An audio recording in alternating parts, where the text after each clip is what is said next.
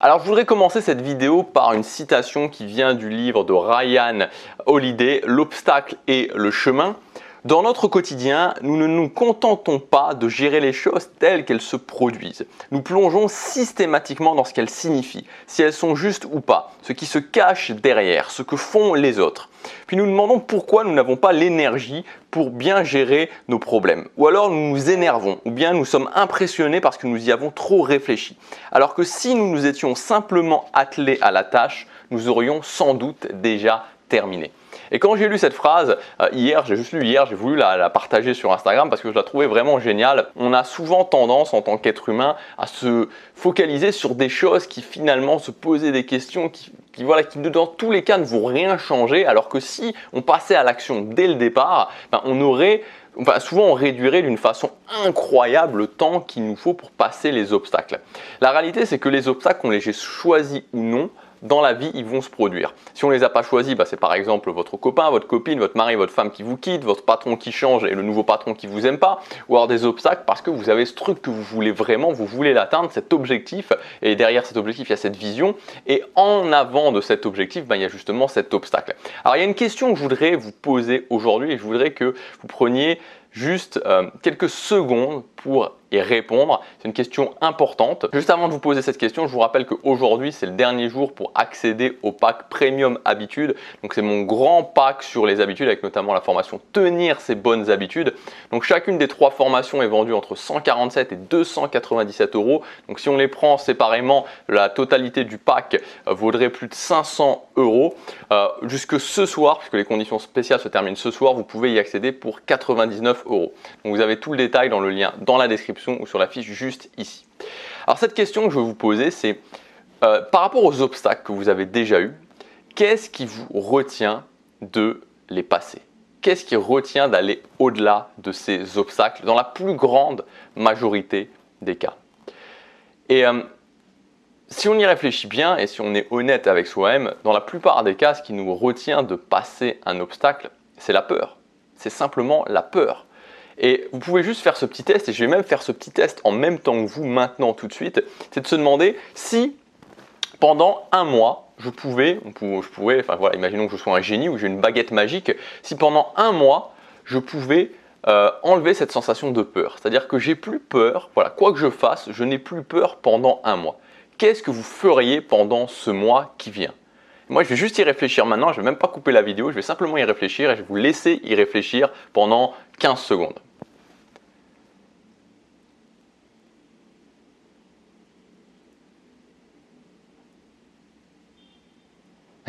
Rien que de penser à ça, rien que d'y penser, ça me donne le sourire en fait.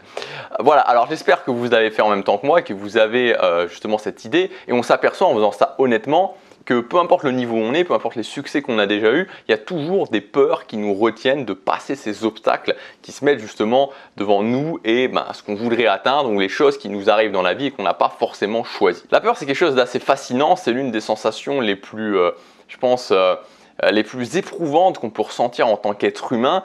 Il y a beaucoup de gens qui sont presque brisés par leur peur en fait parce qu'ils se retrouvent complètement encerclés par les peurs. Souvent ça arrive quand on a 40, 50 ans, c'est-à-dire qu'on a trop reculé, on a trop laissé les peurs avancer par rapport à nous et on se retrouve dans des situations où on ne peut plus avancer en fait parce que dès qu'on veut avancer vers quelque chose, on a peur.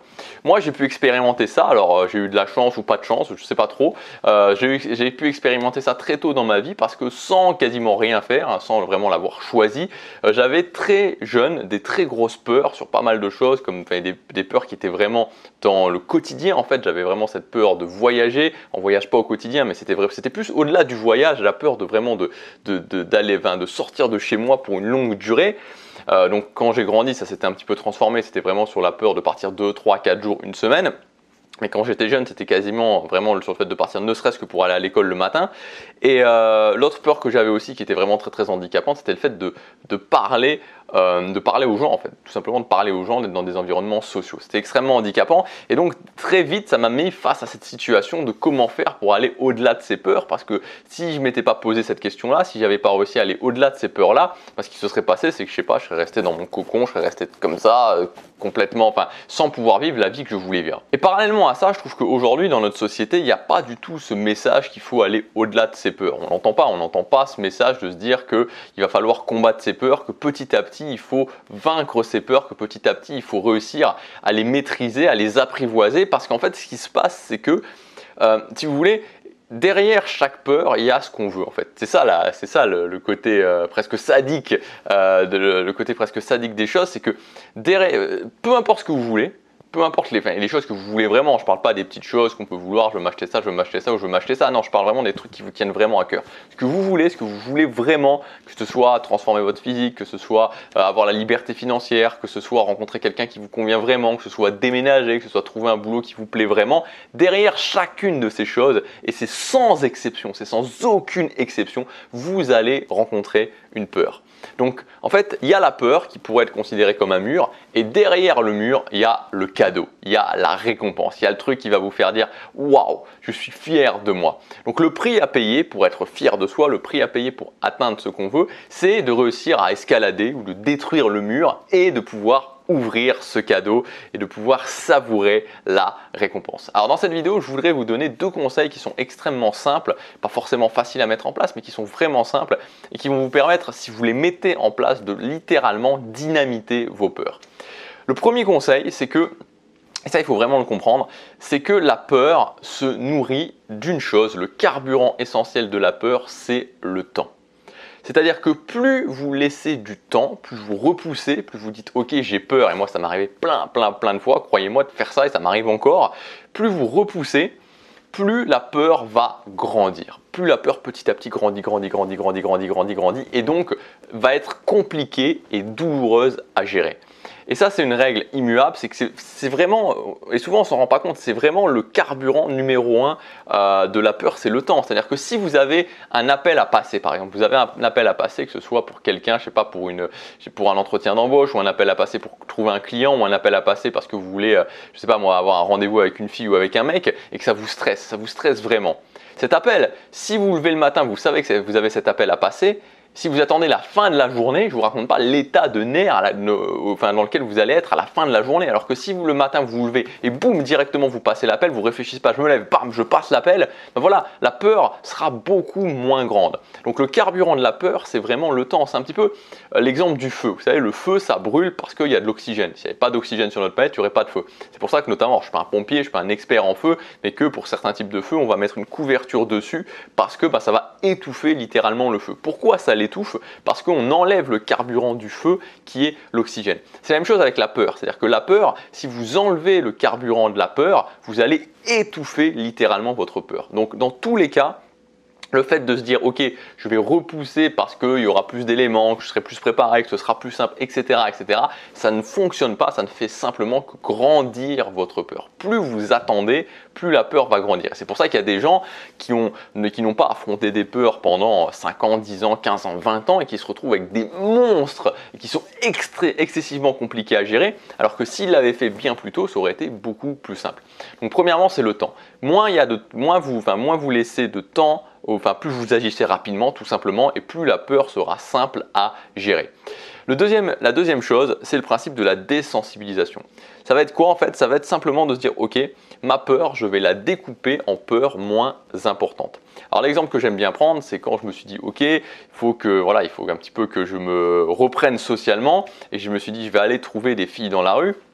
Pour moi, c'était impossible, impossible ne serait-ce que d'aller demander quelque chose à une fille dans la rue. Et ce que j'ai commencé à faire, c'est justement découper en petites étapes que j'ai pu mettre sous forme d'habitude et faire régulièrement pour en fait me désensibiliser par rapport à cette peur et ensuite augmenter. Donc au départ, c'était juste de sortir dans la rue et de regarder les gens qui passaient, de regarder les filles qui passaient. Ensuite, ça a été ok, je vais dans la rue et je vais simplement poser une question. Puis après, je vais poser une deuxième question, puis une troisième question, etc., etc. faire. Donc en fait l'idée c'est vous prenez votre peur, peu importe la peur que vous avez, et vous allez la découper. Vous allez la découper en petits morceaux de peur en fait pour que chaque petit morceau de peur, non pas, enfin, il ne va pas du tout vous faire peur, vous n'allez pas être 100% à l'aise, mais que ce soit gérable, que vous ayez vraiment une peur qui soit un stress qui soit relativement gérable, que vous puissiez vous dire ok je vais être capable de le faire. Et vous allez le mettre sous forme d'habitude, le faire et le faire encore jusqu'à temps que ça... Voilà, que vous soyez sous contrôle et que vous puissiez passer au niveau supérieur. Donc bien entendu, plus la peur est grande, c'est si on rejoint un petit peu l'étape numéro 1, plus la peur est grande et plus vous allez devoir le découper en étapes et plus vous allez devoir faire des étapes. Moins la peur est grande, ben forcément vous pourrez faire une ou deux étapes et puis ce sera réglé. Mais c'est pour moi la solution ultime, c'est ce que je fais encore aujourd'hui pour mes peurs, pour les choses qui me font vraiment très peur, c'est que je me dis ok voilà, j'ai la globalité de ma peur, je la découpe en petits morceaux, je la mets sous forme d'habitude et ensuite je fais ces habitudes, je le fais par exemple pendant un mois, ok je fais ça pendant un mois, au bout d'un mois, ok, je sens que bon, je pourrais pas dire que j'ai plus peur du tout, mais je sens que ça va mieux, je sens que je suis capable de passer à la deuxième étape. Et puis je fais ça encore pendant un mois. Et puis je fais ça, et puis l'étape supérieure, un mois après, etc. etc. Et alors ça dépend, hein, ça peut être sur 15 jours, ça peut être sur 10 jours, ça peut être sur un mois, mais vous allez voir qu'au bout de 2, 3, 6 mois, vous pouvez avoir géré des peurs qui vous semblaient à la base complètement ingérables, et parfois où ça fait des mois que vous vous cassiez les dents dessus. Voilà pour cette vidéo. Donc dans tous les cas, voilà, il faut que vous appreniez à conquérir vos peurs. En fait, il faut que vous appreniez à aller au-delà de vos peurs parce que le souci, c'est que quand vous ne faites pas ça, c'est vos peurs qui vont maîtriser votre vie, c'est vos peurs qui vont vous piéger et vous vous retrouverez à vivre une vie sans saveur parce qu'à chaque fois qu'il y aura une peur, vous allez reculer. Et le problème, c'est que quoi que vous vouliez avoir dans la vie, toutes les choses qui ont vraiment de la valeur dans la vie, tous les objectifs qui peuvent vraiment vous tenir à cœur, devant chacun de ces objectifs, il y a une peur qui va s'opposer. Donc il faut apprendre à aller au-delà de ces peurs pour pouvoir ouvrir le cadeau et avoir la récompense. Donc maintenant, la première question à vous poser, c'est de vous dire ok, quelle est la peur qui m'empêche vraiment de faire ce que je veux? Ok, est-ce que cette peur, je ne peux pas la diviser en plusieurs morceaux et de prendre ce premier morceau et de mettre en place une habitude pour pouvoir au bout d'un moment être plus confortable avec ce morceau et passer au deuxième morceau, puis au troisième morceau, etc. etc. Donc tout de suite maintenant, encore une fois, appliquez le premier conseil, ne laissez pas le temps continuer, ne laissez pas le temps faire grossir la peur et au lieu de devoir diviser la peur en 3 étapes, vous devrez peut-être la diviser en 10 ou 20 étapes d'ici 1 an, d'ici 2 ans. Donc ne laissez pas le temps continuer, décidez maintenant d'affronter vos peurs et décidez qu'est-ce que vous allez faire dès les prochains jours sous forme d'habitude pour aller au-delà de ces peurs. Parce que c'est vous qui contrôlez, c'est pas la peur qui contrôle. Mais pour ça, il faut le décider, il faut s'engager, il faut commencer avec une première habitude. Voilà pour cette vidéo. Soyez aussi cool avec vous-même, parce que je le dis pas tout le temps, mais soyez cool avec vous-même. Les peurs, c'est quelque chose c'est un gros dossier. Franchement, on est tous, soumis à la même enseigne au niveau de ces peurs.